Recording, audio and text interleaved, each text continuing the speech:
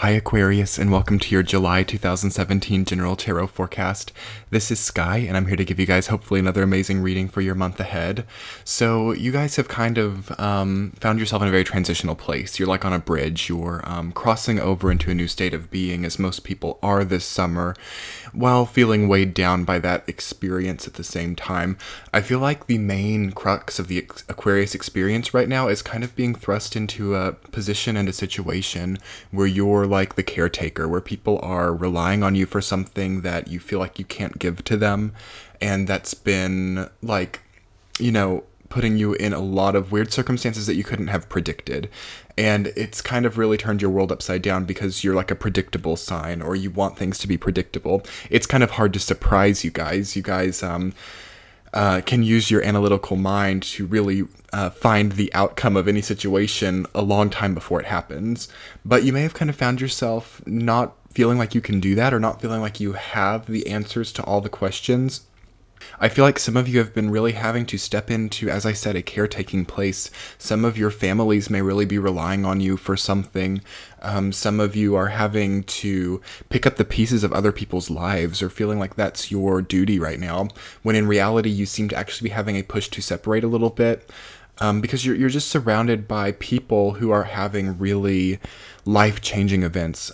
Some of you, maybe some of your parents are terminally ill, or some of your parents are needing you to really give something to them or take care of them.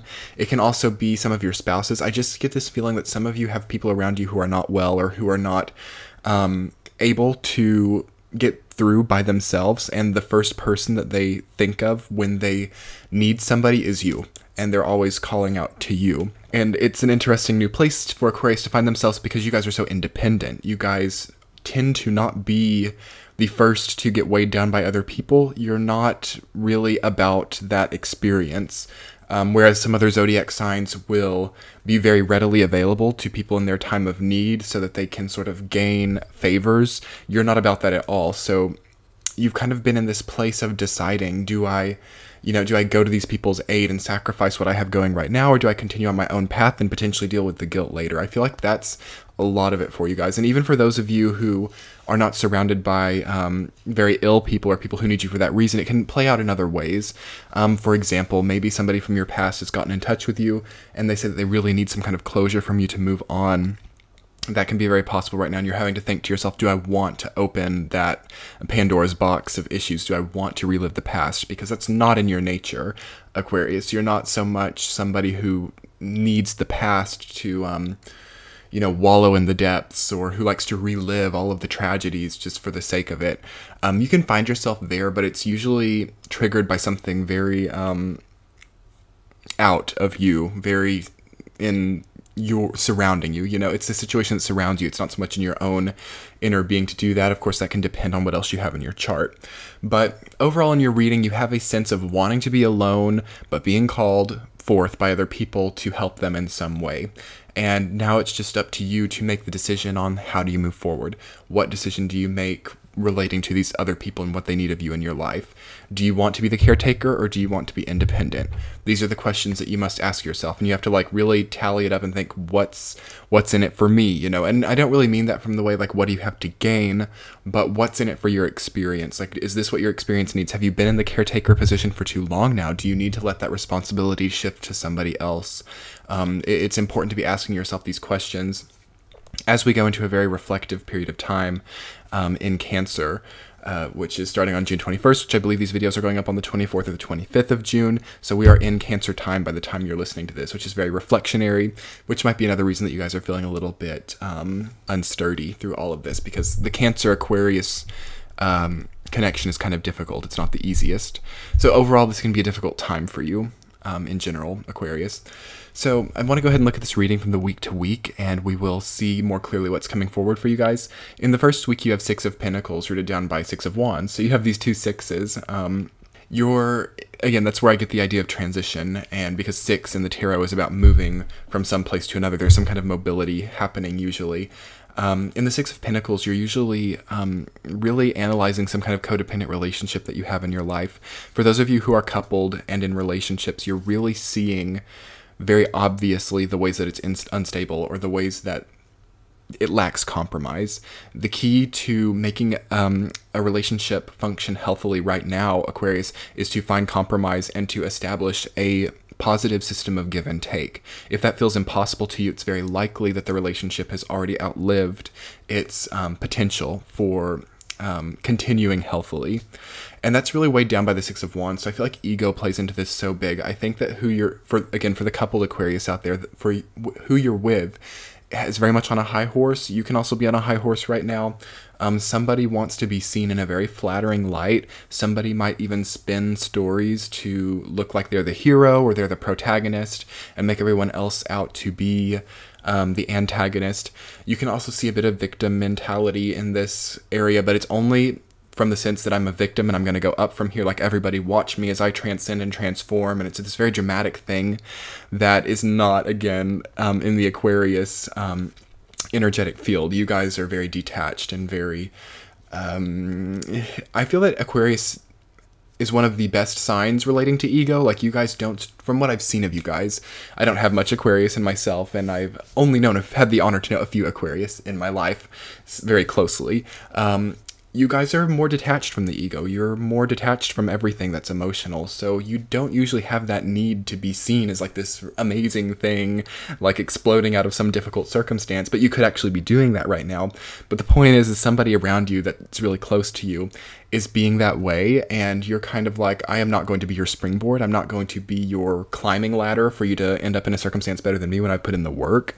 There is something that has to do with your work being what rewards other people and not yourself this month as well, Aquarius. And you're coming from that. You're coming from these dynamics of, again, give and take. Looking at the Six of Pentacles. Who is the person in the red jacket? Who is the person or people begging? You know, that switches so often for you in your relationships. And it's hard to find a common, sturdy middle ground there. In the second week, you guys have Seven of Wands rooted down by Eight of Pentacles. There's so much like 6, 7, and 8 going on here. So you guys have a lot, it seems to me, going on.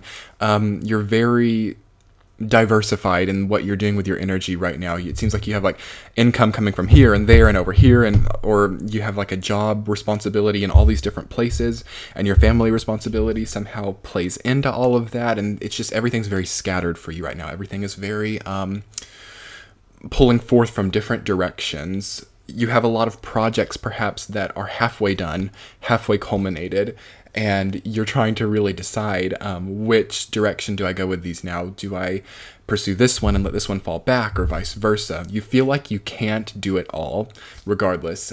Even if you just have the family and you just have the one job that you're focused on, you feel like it can't both be what you want it to be right now. So there's a strong challenge in July approaching for you guys to understand what endurance is to you and understand what your energy gives you, to understand how much energy each individual task takes you. I feel that there may be some misunderstanding on your part there, Aquarius. Like, I feel that there's been an energetic kind of lack in you, or somebody's really drained your energy. So now you think that to put in a day at work, or to put in multiple hours on a project that you're working on that's independent, you feel that it takes more energy from you than it actually does, and you're kind of getting caught in your head about that. You're like, okay, I can't put in these hours on my independent project because it's going to take this much energy from me, or I can't work overtime at work because it's going to put this much, or it's going to take this much energy from me. I can't go to this family get together.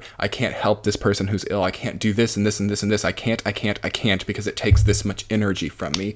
That's something that's slowly culminating, and it's going to give you a very difficult experience, Aquarius, if you can't more redefine what energy is for you and understand more clearly that maybe it's how you feel when you're doing the task, not the task itself. Like, I see a lot of you working overtime at work and thinking, oh my God, I'm not going to be able to be there for this person. Oh my God, what is my spouse doing while I'm working overtime? Oh my God, what is this even, and what is this career even viable to what my soul's journey is?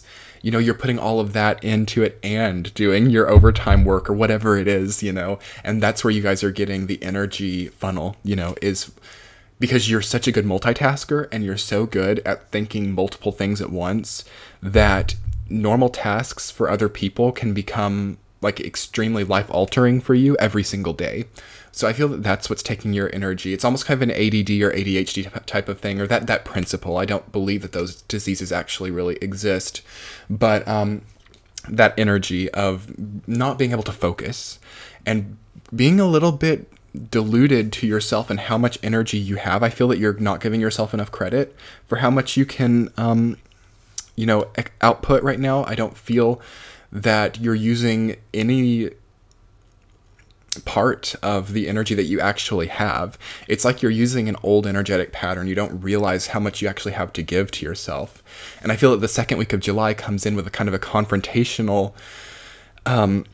experience that opens your eyes to this, so that you can then use that Eight of Pentacles mentality to begin building something new, to maybe kind of wipe the slate clean and start understanding what actually takes what amount of energy in your life. Okay, your work day takes this much energy. Okay, great. Your family responsibilities take this much energy. Great. Your creative project takes this much energy. And it's not what you think it is right now going into July, but the July is serving to you as a way to wipe the slate clear of your energetic patterns. How much energy do you want a full day of work to take? How much energy do you want telling the person that you love them to take? It can all change so much and can really get